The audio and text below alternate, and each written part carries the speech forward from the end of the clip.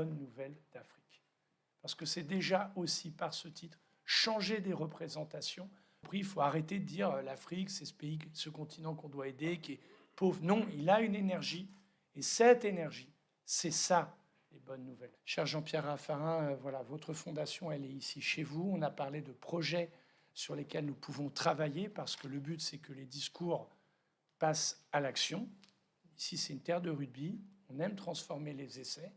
Et la relation entre la France et l'Afrique doit, si elle a vocation à se redéfinir, comme je l'ai indiqué au président de la République, Montpellier est un point. Et donc, il faut que nous donnions des suites à tout cela. Les travaux de la Fondation ici en sont déjà une première illustration.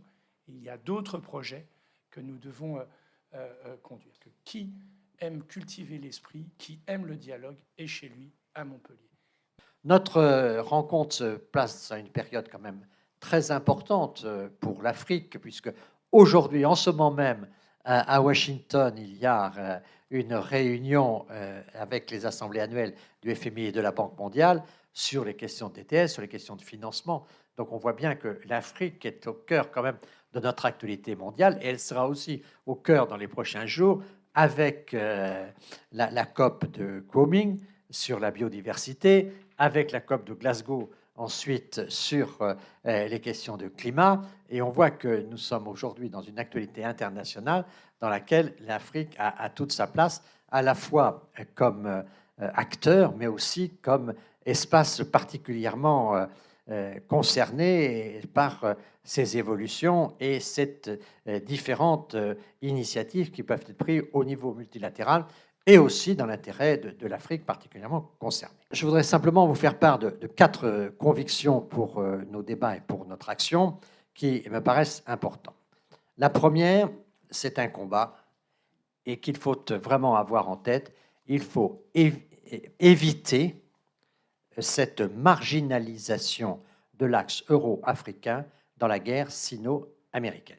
Cette rivalité Est-Ouest ne doit pas effacer cette solidarité nord-sud qu'il y a entre le continent européen et le continent africain. Deuxièmement, je pense que, deuxième conviction très importante, que dans ce contexte des 2 COP dont je vous parlais, il nous faut rechercher, notamment avec l'Afrique, dans ce monde international troublé, une cause commune, une cause à laquelle nous sommes tous très attachés, de manière égalitaire, sans qu'il y ait une supériorité de l'un sur l'autre, et qui peut nous rassembler.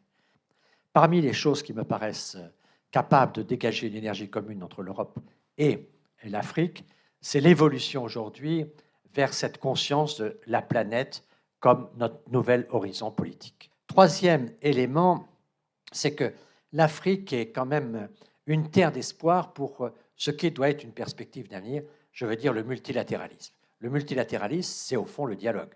Le dialogue pour essayer d'éviter les guerres. C'est la capacité de se parler. Et on voit bien qu'aujourd'hui, les tentations sont très grandes de transformer les relations internationales en une somme de bilatéralisme plutôt qu'un multilatéralisme.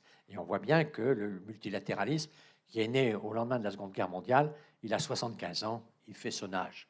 Et que finalement, il est assez faible dans sa puissance. Et donc, on se rend compte qu'aujourd'hui, il faut essayer de repenser ce fonctionnement de l'Organisation des relations internationales.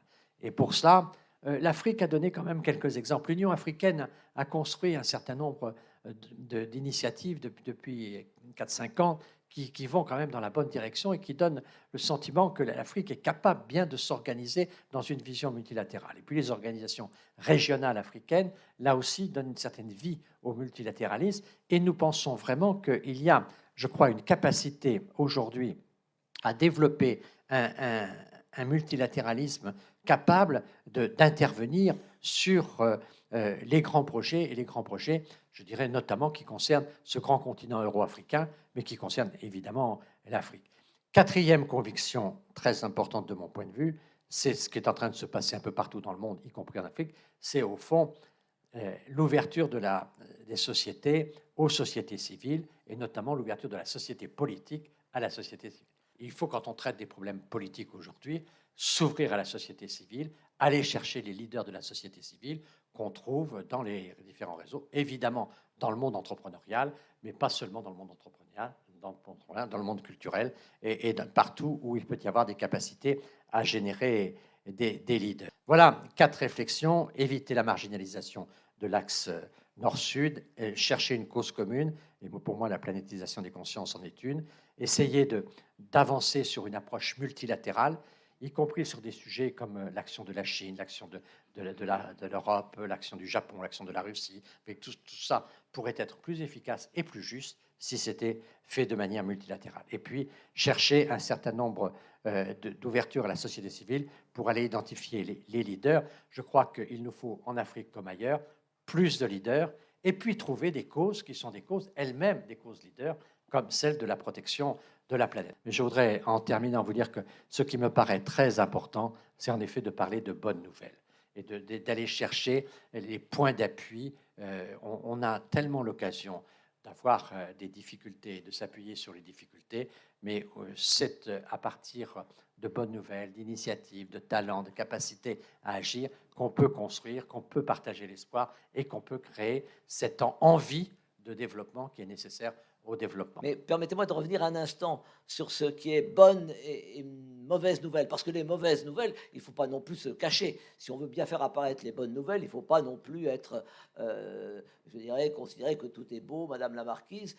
Il y a de très mauvaises nouvelles en Afrique, la sécurité croissante, et puis les conséquences du Covid. Donc, je veux dire, on ne peut pas occulter ces chocs extrêmement importants qui, depuis les dernières bonnes nouvelles d'Afrique à Bordeaux, se sont manifestées de façon criante et parfois cruelle.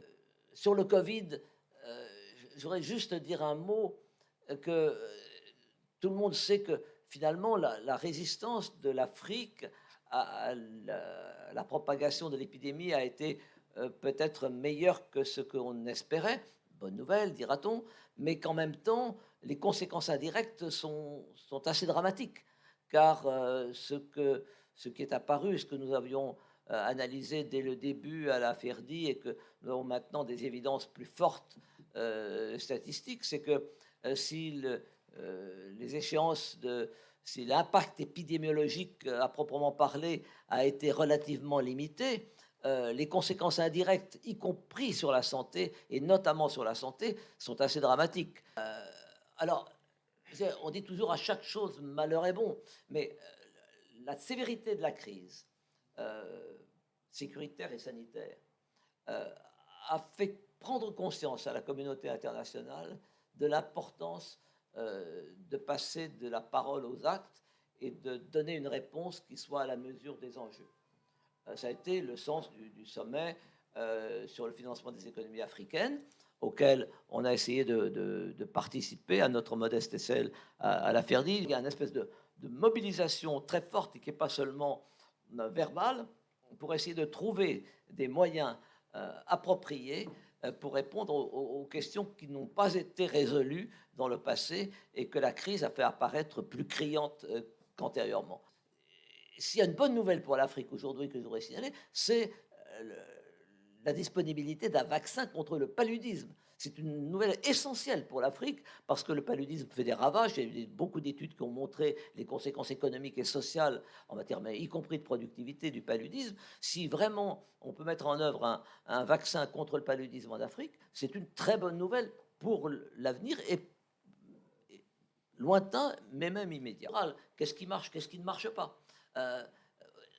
En un mot, c'est facile de s'accorder sur des grands objectifs, mais quand il faut passer à l'exécution, on a besoin d'avoir des données plus précises sur les résultats, l'efficacité, et c'est là que la recherche devient essentielle.